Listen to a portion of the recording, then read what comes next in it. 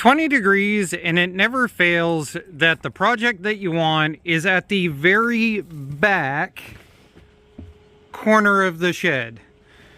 Here's our mud mower that we went down and we ran with a bunch of guys over on the RCG Racing channel. We've got the FRP that John and I have discussed me turning into the next dragster. We've got the dragster that we ran on RCG Racing.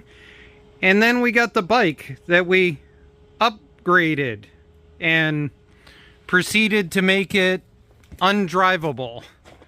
Because now what does it do the moment you hit the throttle, John? It does wheelies. Yeah, it does big, dangerous, kill you wheelies. So we're going to weld extensions onto the rear of the frame. Probably lift the rear tire up just a tiny bit and drop the rear a tad bit. Or something like that. There are cases where sponsors will see items that I make and that I use that apparently are not very professional. So OMT has gotten a hold of us in order to sponsor us building mini bikes, in order to make us apparently look professional.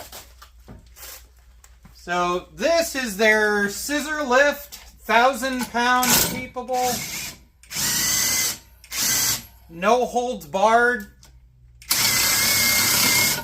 I bet that'll probably remove transmissions out of lawn tractors and stuff all summer. But for now, it's going to be mini bike overkill. I didn't realize it actually had a socket that's for it. It's a 22 millimeter 3/8. So let's see here.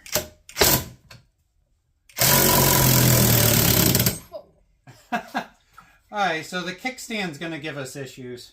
Let's retry this. We got floppy extension, their socket, and we're using a couple of 3D printed blocks underneath the crossbar back here.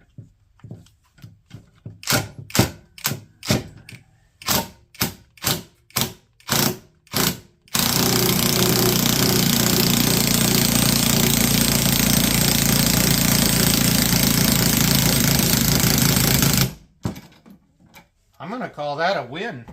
Here on Redneck Computer Geek, we try to do something that you guys can order the parts and repeat at home. So, in the description, you'll see a link for this piece of plate steel that we ordered off of Amazon. I think it was like 16 bucks when I ordered it. What we're going to do is we're going to slice it in half. We're going to weld the corners of the plate together so that it's one solid block.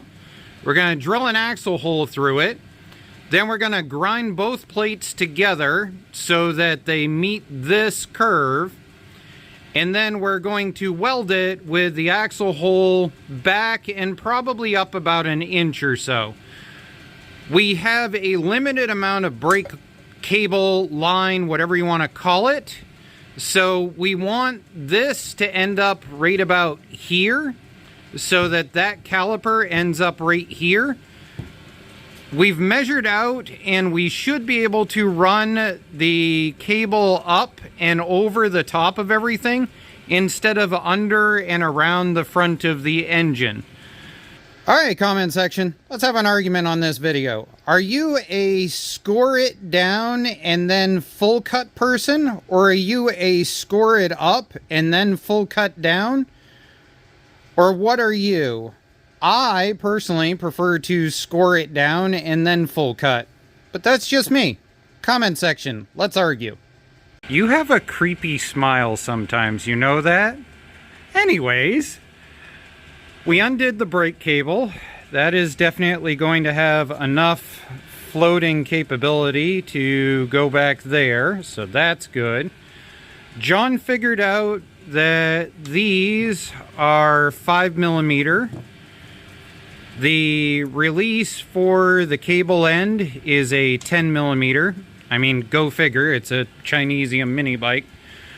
We also have found another side to this that we got to plan ahead on. The actual engine cradle frame is about 10.5 inches, but the actual back of this frame from the outside to the outside is like 9. So this is actually tapering back, which means this is probably welded in at an angle in here. And I know somebody is going to say, why don't you just slice this out, flip it over to here, take this tab, put this tab up here, and then be done with it. I mean, you know, we could do that, except for then you only end up with about 3.5 inches of extension, and that's not really that worth it. I'm leaving that comment alone. You come here and hold the wrench. I guess we figured out who's in charge on this build. Hi, we got a 14 on one side and a 19 on the other. So bop this on here. There we go. John's currently testing a new prototype drill that we're working with. This thing is interesting. Pop that battery pack out. Do you remember how? You have to push it in and then push on the button. Yeah. It charges with USB. There is no standalone stupid dumb thing. It's a hand warmer pack with steroids attached. And it also looks like a PS5. Yes, it looks like a PS5. I'll post a link to this down in the description. We've got another version of this. We've got a couple of other packs we're going to talk about in another video. But if you want to check it out, it's pretty cool. Welcome to my American to metric Chinese paradox here. We've got a 12mm axle, which is actually 11.7. We've got holes that in the bike are 12.4. We've got 1/2-inch drill bits that are 12.8, so they're too big.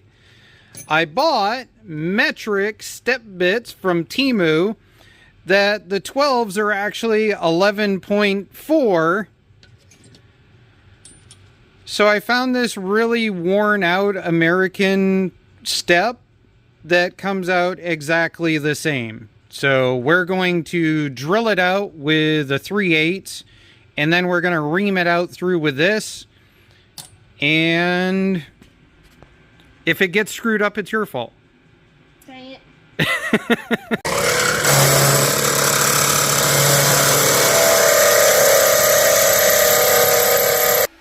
I have put this Hitbox integrated air compressor plasma cutter through the ringer.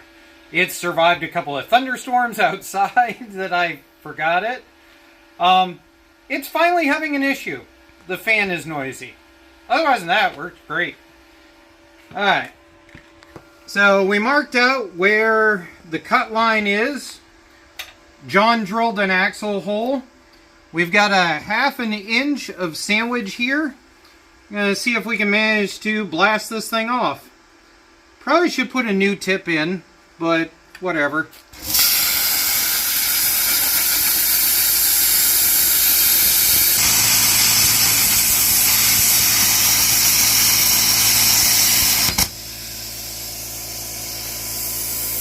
There we go. So that's going to be boiling. Take your fingers off hot. But now we can go in with a grinder and make those equal and match them up to the bike. The very old school original Hercules and I have been going at it over here. John is sitting down because I started the camera. He's actually been working on grinding out the inside edges on the frame, because what we figured out was this actually has spacers and they come out to the inside edge. So we've got to put this on the inside edge when we weld it. It should come up right about like that. I'm not too far off. I think I'm going to grind the center in just a little bit because the outer edges are rocking. What do you think? Am I close? Yep. I think we should just leave the blocky look on the rear, just so it's obvious. Just to cause people in the comment section to get mad that we didn't round it.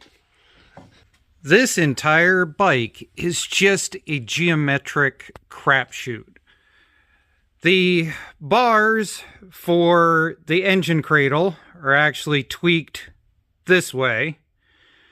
They're wider than the bars here.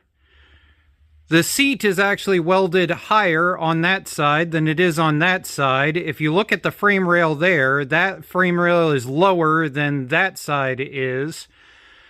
So what I've decided to do is just plain cut a rod that's the exact perfect distance that I need to be able to get the rim and everything in there. Weld it into that after squaring it off on the welding table. And I'm going to do my damnedest to square it off based on the engine. When we put that engine in, we made it so that we could tweak it and twist it just a little bit. That probably is going to be our last ditch effort on adjustment. I'm going to fire it up. We've got some very excessive tack welds on it just to make sure the chain isn't kinking or anything when it's running.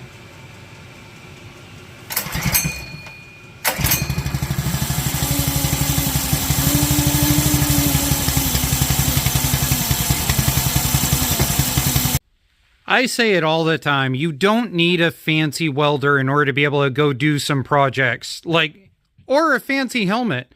This deco is supposed to be spelt with a C. Can you read that?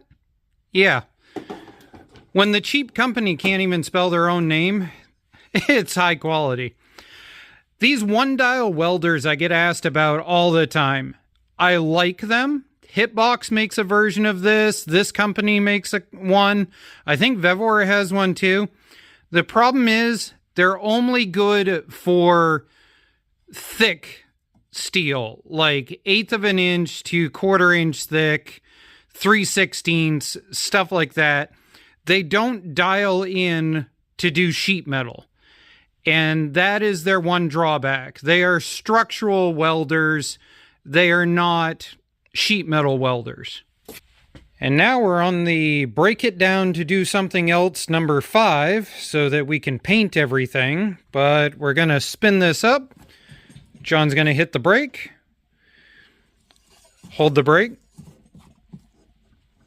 Cool. All right. We're not going to talk about how there's 2 holes there. The tape measure. I'm getting old. It's you. I have an excuse, though. I'm old. Good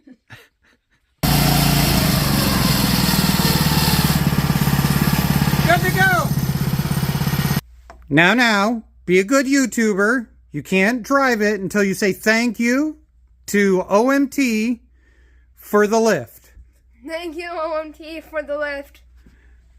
This thing is game changer. $100 worth of game changer? I'm not sure. You guys tell me down below. But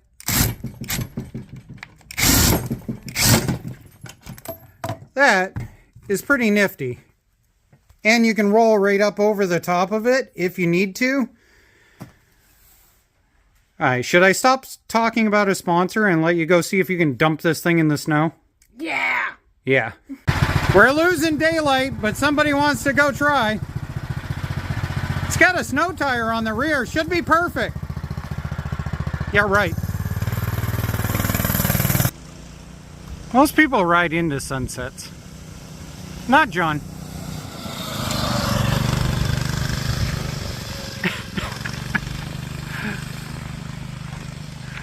Oh yeah, this has been fun. Well, we're on a mini bike doing like 20 miles per hour. It is 16 degrees out, wind chill of 10 to begin with, on a 20 mile per hour mini bike. Welcome to being born in Maine. Have fun, guys, and have a good day.